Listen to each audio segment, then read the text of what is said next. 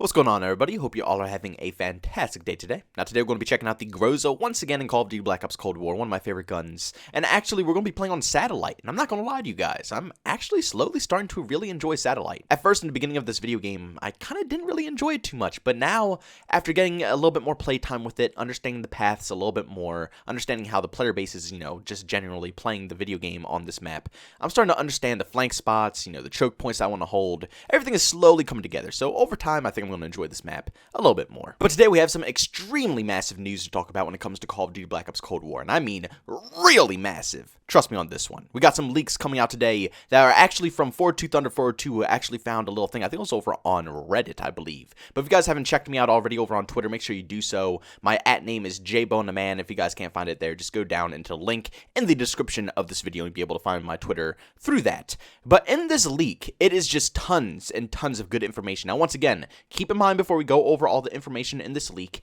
it's not official information. Treyarch didn't come out, Sledgehammer didn't come out, Infinity Ward didn't, Activision didn't say anything. No official source actually said anything about these leaks. This is just all undercover information. But from past rumors that we've been hearing a lot for, Call of Duty Modern Warfare and for Call of Duty Black Ops Cold War, it seems like leaks have been very reliable nowadays, and a lot of the information that's been spreading have been very true. And also, before we go ahead and read over this whole leak here, I just want to let you guys know, because sometimes you guys like when I put this stuff up on screen for you guys to read along with.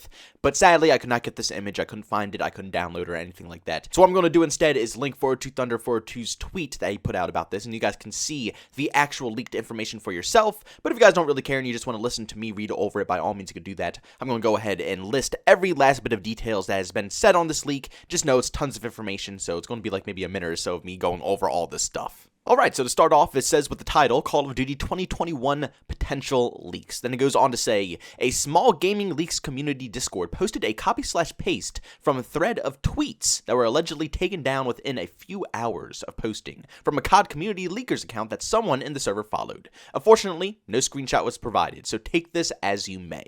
I'm skeptical given the circumstances, but then again, it lines up with other recent leaks. Anyways, here it is. Call of Duty 2021 is currently set to be called Call of Duty World War III by Sledgehammer Games. Despite most originally thinking they were now only a support company in the yearly COD development cycle, they are again in the cycle as the main dev on the game. As teased by their recent tweet on New Year's, given the controversy with Advanced Warfare 2, and also before I continue on with the story here, like I just said there, as teased by their recent tweet on New Year's, which I made a video about that yesterday, so anybody who didn't believe my video yesterday, here it is with some more proof for you guys that it could potentially mean a little bit more than just wishing people Happy New Year's. It might be their restart to being, a head development team for the Call of Duty cycle again. But then it goes on and says, given the controversy with Advanced Warfare 2, the team is instead opening up a new IP spin-off, but is likely to remain a single game, not a sub-series like Modern Warfare and Black Ops, which means basically it's just going to be like Advanced Warfare or Call of Duty World War 2, where it's only one game, no other sequels, not like the Modern Warfare was 1, 2, and 3, or Black Ops was 1, 2, 3, 4, none of that stuff. They're just going to have one game and call it quits. It goes on to say the game will have a mix of boots-on-the-ground combat with some slightly futuristic advanced mobility and combat tech under perks in the creative class. This is meant to be a hybrid system between the current boots-on-the-ground combat system and the more controversial high-mobility system from Advanced Warfare, BO3, Infinite Warfare, to strike a compromise so that there can be 3 set settings in the franchise we rotate between: past, present, and future. Which, as we all know, Call of Duty Black Ops Cold War is set in the past, the Cold War. Call of Duty Modern Warfare is set in the present with Modern Warfare. And then, of course, this game is supposed to be set in the future with World War III futuristic, or quote-unquote futuristic movement along with boots on the ground at the same time.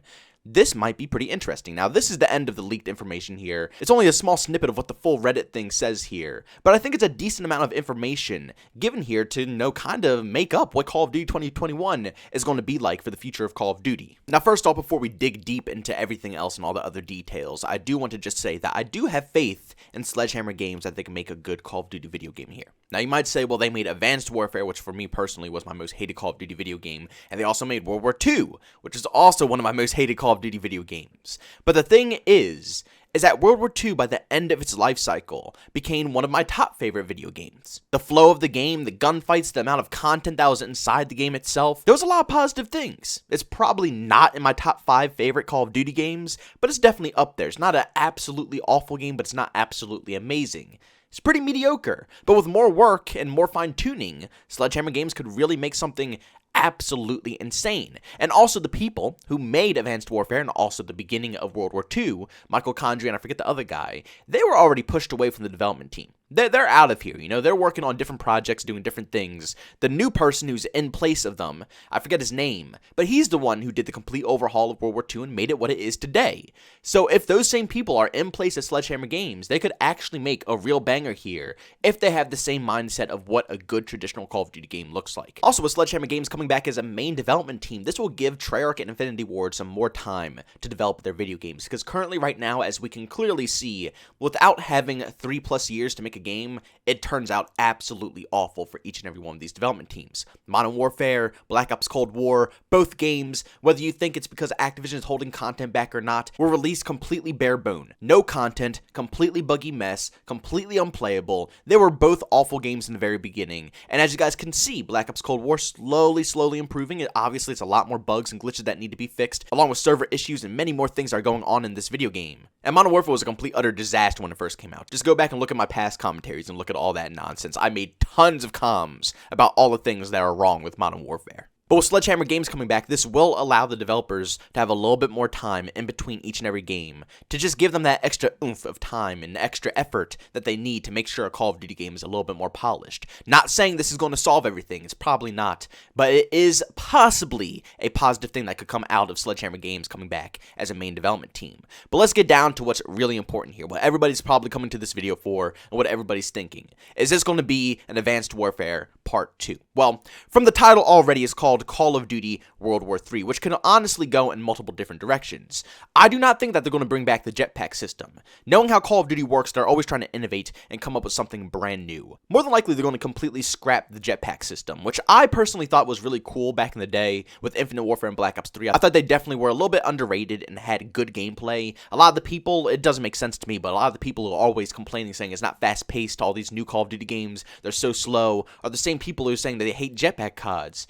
But jetpack CODs are the fastest Call of Duty games out there. It doesn't make too much sense. To me personally, jetpack CODs are underrated. They deserve a little bit more praise. I just think that they're a little overdone, I guess I should say. Doing it back to back to back was a little stressful because obviously down to its core, Call of Duty is a boots on the ground video game. No matter what you can think about, Call of Duty is boots on the ground. But throwing in a jetpack COD here and there won't hurt anybody. It'll only add a little variety. But I don't think they're going to do that. I have a feeling they're going to keep it boots on the ground, maybe add in wall running or something as the quote-unquote advanced movement or something like that. But I highly don't think we're going to see any jetpacks return in this video game. But the best part about having a World War III shooter is the amount of variety they can have in this video game. You know, if you're talking about a game like Black Ops Cold War, they're limited to what they can put in the game. But anything that's modern day or near futuristic, you have just an unlimited amount of content you can put in the game. You know, a modern day video game, you can have all the modern tech along with past weapons and past things that you can have from like World War II. I always, for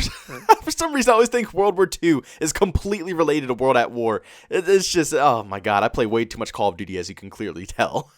But World War II, Cold War and all that stuff, you know, Vietnam War, all those weapons you can have in a modern day game because it's modern day. You're allowed to have those things. And in the near future, you can have everything modern day, past, and futuristic. It's basically an endless amount of content that Sledgehammer Games is working with here. And they can take any direction they possibly want with this video game to make sure it works correctly. But to be honest with you guys, I'm pretty excited. I know there's going to be tons of stuff weighing this game down. And honestly, I don't even know if I'm going to encourage you guys to purchase this video game. It depends on how everything goes with the future of Black Ops Cold War and how we can handle the skill-based matchmaking in the Call of Duty franchise. But just down to the core, as a Call of Duty video game, I'm pretty interested to see how they can handle a World War III shooter. To be honest with you, I don't really want something too futuristic. I'm hoping for a near-future type title. You know, nothing that's, you know, out of this world like BO3 or Infinite Warfare. I want something that's a little bit more grounded like BO2. You know, nice and grounded. You can kind of see the similarities of a modern day shooter, but at the same time, it's near futuristic, so you can have different weapons, different types of detachments, equipment, and stuff like that. And like they said in this leak here, is going to be advanced movement and stuff like that, depending on what the advanced movement is going to be. Like I said, probably not jetpacks, more than likely just wall running. But at the end of the day, it's going to be very interesting to see what type of path they take for this video game, and if Sledgehammer Games will actually be able to pull through and make a solid shooter. You know, these past few games that they've made haven't really been my favorite. I sold Advanced Warfare. I stopped playing World War II like, less than a month into the cycle. I literally just got up and quit.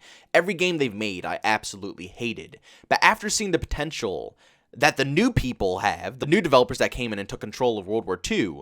And what they did with that video game was fantastic.